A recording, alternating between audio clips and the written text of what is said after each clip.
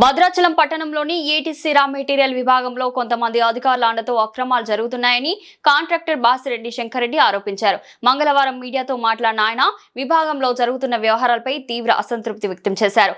ఒకరికి మాత్రమే అనుమతుల విభాగంలో ఒకే వ్యక్తికి అనుకూలంగా అనుమతులు మంజూరు చేస్తూ ఇతర గుత్తేదారులను వివిధ కారణాలతో అడ్డుకుంటున్నారని ఆయన ఆరోపించారు. ముడి బొగ్గారెడ్డికి మాత్రమే అవకాశాలు కల్పిస్తూ మిగతా వారికి నిబంధనలు చూపించి అనుమతులు నిరాకరిస్తున్నారని పేర్కొన్నారు.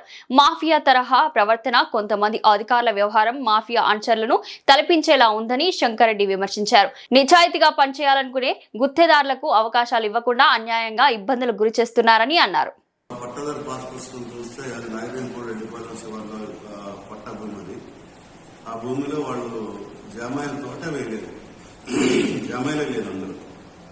కానీ పర్మిషన్ ఐటీసీ రా మెటీరియల్స్ విభాగం కళ్ళు మూసుకొని పర్మిషన్ చేసింది.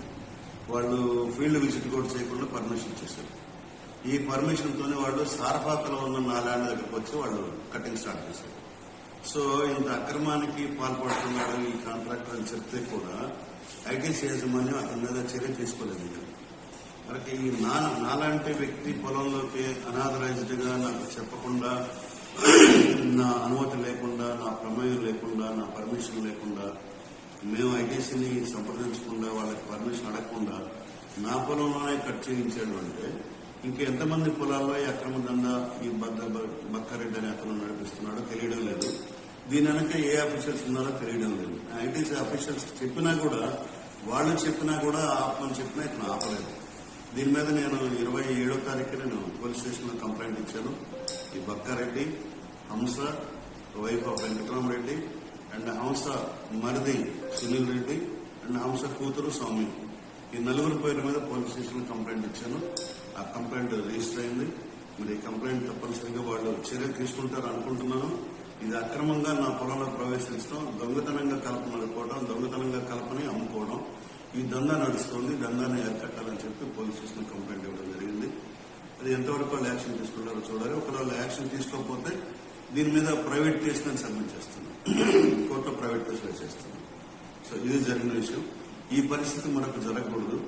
ఐటీసీ కూడా బ్లైండ్ గా ఎవరు అప్లికేషన్ పెడితే వాళ్ళకి ఫీల్డ్ విజిట్ చేయకుండా పర్మిషన్స్ ఇవ్వకూడదు. వాళ్ళ కాంట్రాక్టర్లు ఎవరైనా ఇటువంటి దందా చేస్తే వాళ్ళు ఇమీడియట్ గా బ్లాక్ లిస్ట్ లో పెట్టాలి. అప్పుడే రైతులు ఇబ్బంది పడుతుంటారు. లేకపోతే చిన్న రైతులు వీళ్ళు ఎంతో ఇబ్బంది పెడుతూ ఉంటారు. వాళ్ళకి 8,000 రూపాయలు టన్ను వస్తే వీళ్ళకి 3,000 ఇచ్చేసి ఇంతే వస్తాయని చెప్పి దందా చేసే పరిస్థితులు కూడా ఉన్నాయని చెప్పి తెలుస్తూ ఉంది. కాబట్టి ఇప్పుడు నా కలప సుమారు నా పొలం ఎకరన్నర పొలంలోనే కనీసం 40 టన్నులు 50 టన్నులు రావాలి. అంటే 4 లక్షల రూపాయల కలపని వాళ్ళు తోలుకొని వెళ్ళారు.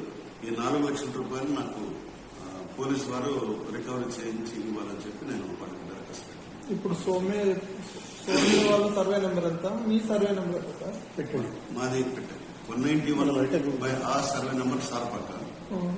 ఈ సౌమ్యది రెడ్డిపాలెం, నాగినేనిపూర్ రెడ్డిపాలెం సర్వే. దానికి దీనికి విలేజే తేడా ఉంది.